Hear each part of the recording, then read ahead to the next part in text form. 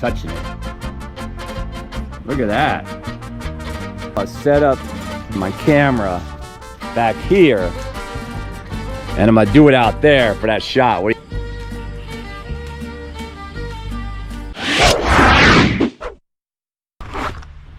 Hey guys, how you doing? Craig here on the Thai Farm, and yes, I'm up to no good.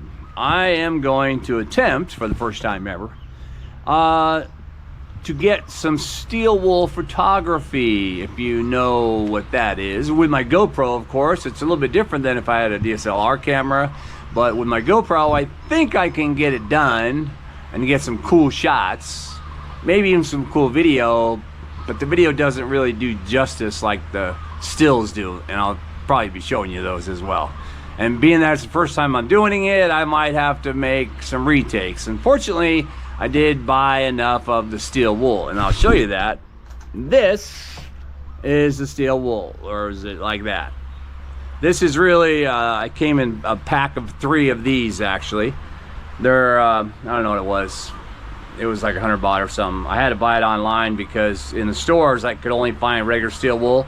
This is the 0000 grade or whatever, so it's a really fine, kind of like almost like angel hair steel wool, and that's the kind they use for the tricks, right? The guys, when he spins the fire thing. I mean, you know, I come from a long history of living on islands, right? And there's fire dances everywhere, and those guys are using like rags soaked in kerosene or whatever, and they're spinning that stuff, and it's just fire flying everywhere, right?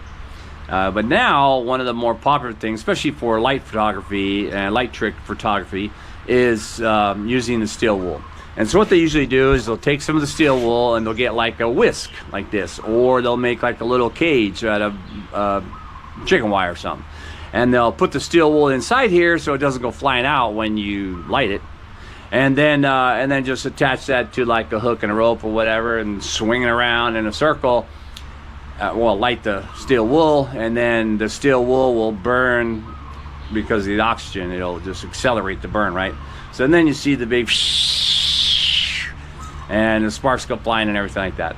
But the nature of the steel wool, you know, obviously the sparks will go flying because the steel wool is breaking up and it goes flying, so you got to be kind of leery of where you're going to do it at. So I'm going to do it out on the middle of my sala, where I'm surrounded by water, and I'm also surrounded by kind of like green vegetation. This house is on one side, but the sparks aren't going to go that far. And actually, the way that this works, because you're putting a limited amount of steel wool in here, it's probably only good for maybe 3 or 4 or 5 spins around a circle, or, you know, maybe 6 or whatever. But it's enough to get the shot in the photography, and that's what I really want to do. If I want to do a fire dance, maybe I'll do the kerosene one, but last time I did that, I think I was in Tahiti, and I think I might have burned myself pretty good doing that. So this one, maybe not so much burn, although I'll probably wear my hoodie just so I don't burn my hair. And what I am going to do, I'm not going to hook this up on a rope or whatever and swing it like that, you know, or a chain or whatever. Some people use like a carabiner or whatever, hook there and chain, so you can do like that. There's actually one video I saw where a guy took 2 of these, he mounted it end to end on a pole, and he put the stuff on both of them, put the steel wool in both of them. I might try this later. Put the steel wool in both of them with a pipe in the middle, or a flat bar in the middle, and then basically mounted that flat bar to the drill bit and held his power drill. And so, you know, battery operated power drill. And so he had them here, and he just, as soon as he lit them both, he was like, and just spun that thing around, and it was pretty cool. But again, it's only a couple seconds worth of stuff. I am going to use my torch to light it, because I think it does take a little bit more to light this stuff than I suppose maybe it lights easy, but if you're going to do tricks or something like that, you don't have time for it to burn out, because it'll burn out unless it's getting fed oxygen. So if you light it and then you're fiddling with stuff, it might just go out. So I'll give it a good torch and then get it going. And what I've decided to do, and those of you who have seen these before, you might like this one. I'm gonna be using my nunchucks. That's right, I mounted it on the end. So I'm basically just gonna take it and I'm gonna be going, and of course I won't be like transferring my hands with my nunchucks or whatever.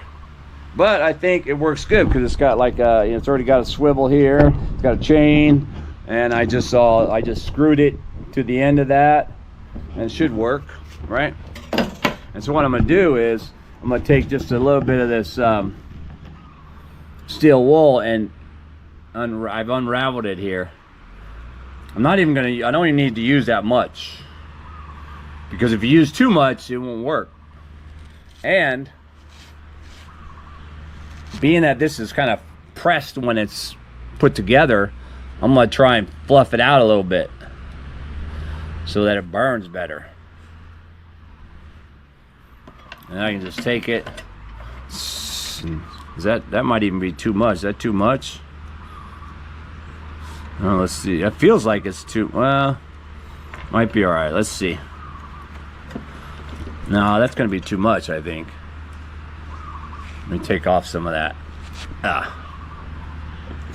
I'll just spread these apart, kind of stick it in there, put them back in there,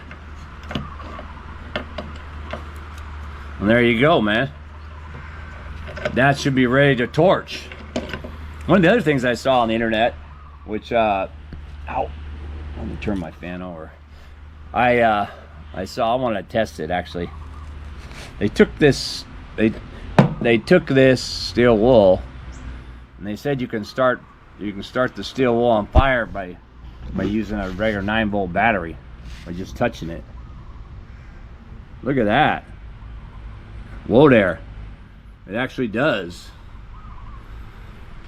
Wow. But you see how it actually, it's got some oxygen going on in there.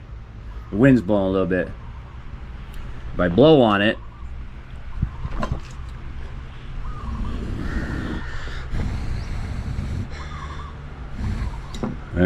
it's going out. Yeah, that's cool. So the old 9-volt battery does work.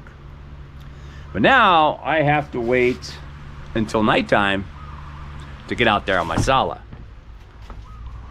I'll show you where I is. If you've never seen my videos before, you probably don't know what the hell I'm talking about.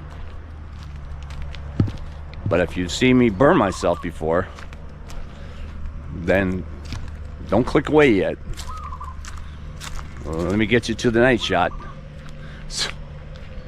So maybe you can see you can see my hair catching on fire. I got a lot of hair now. So yeah, I'm gonna set up right here actually. I'm gonna set up my camera back here, and I'm gonna do it out there for that shot. What do you think? The camera will probably be in here, so I'll get some of this maybe in the background. Those two lights will probably be on. Those are two, actually maybe the third one back there. Those are solar lights. They're there for the fish, but maybe that can add to the pew pew. As a matter of fact, that's right. I'm gonna try and do a couple shots. So I'm gonna do the one shot where you just spin it and see what I can do with that right in front of me. And I'm gonna do another shot where I spin it over my head, like at an angle. And then, if I can, I'm gonna have to check my room, my little man cave up there, to see if I have some more lights. Because what I'd like to do, because this is a light trick, right? It's one of the light tricks with GoPro that you can have, or that you can do. And what I'll do is I'll try and mount one or two more colored lights here to see if that also can feed. You know, it's like the light trails. Like you have light trails setting on your GoPro, but I don't think I need to use the light trails setting. I can just use to get the image that I want. I can just get use the camera mode, and you know, and just keep the shutter open for like 30 seconds, drop the ISO down to 100, and you know, take everything off auto, whatever.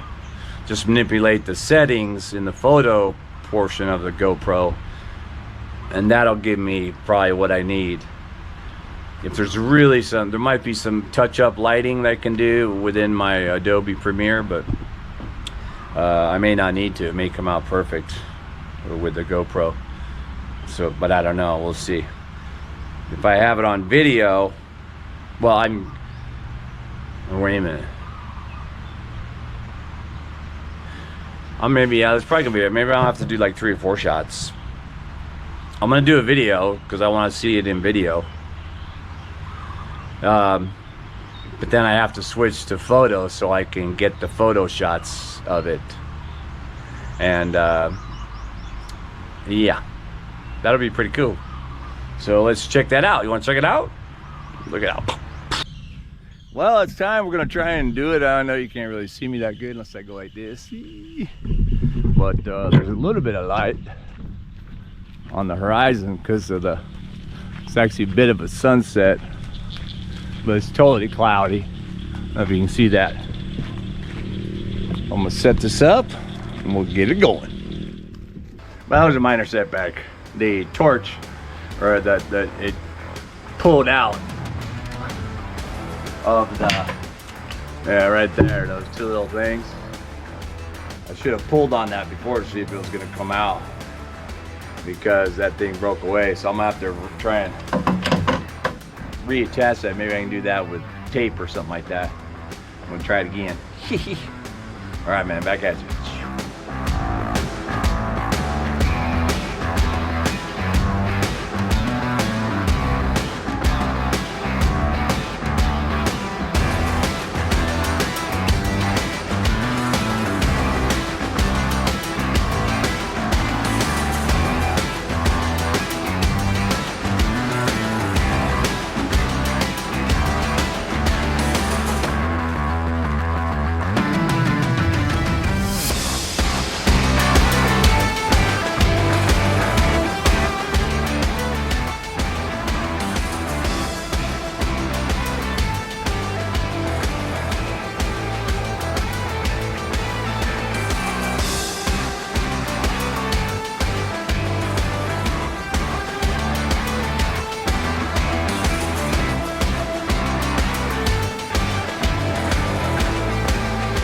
Took a look at that second shot, and that looks way better. All I did was I think I raised the white balance up. I left ISO and everything. I think I left everything the same, except I raised the white balance up so there's like more white sky or something, but the color is more orange. Looks pretty cool. And I also tilted it up a little bit. But that first time I went, I think I only went around once before it came off. So then I was like, wah, let's try it again.